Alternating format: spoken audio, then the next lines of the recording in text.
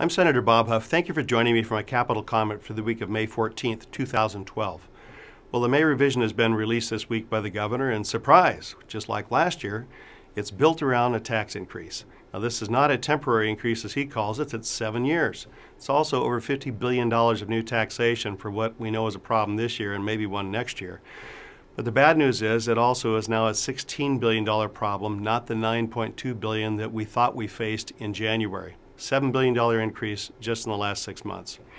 So the governor's proposed $8.3 billion in cuts. We believe there will only be about half of that are real cuts, just like last year. But then again, $50 billion in taxes.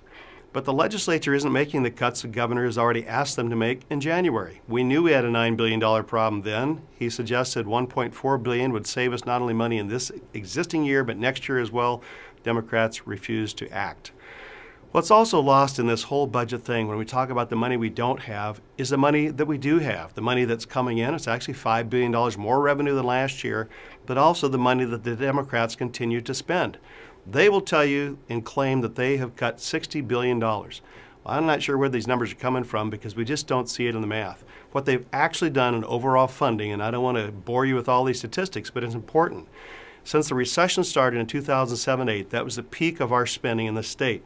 They have actually grown overall spending by $30 billion.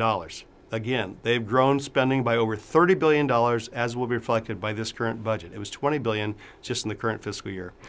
So what we're finding is the Democrats are redefining themselves as the party of no. They've said no to pension reform. They've said no to welfare to work reform, which the governor's actually asked for.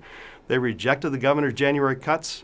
They've also rejected a spending cap. Frankly, the spending cap is absolutely why we have to have one of those in place. Is it forces prioritization, it would force us to live within our means, and would have moderate growth that's sustainable, certainly not the type of spending that we see out of control now from Sacramento. Thanks for joining me. I'm Senator Bob Huff.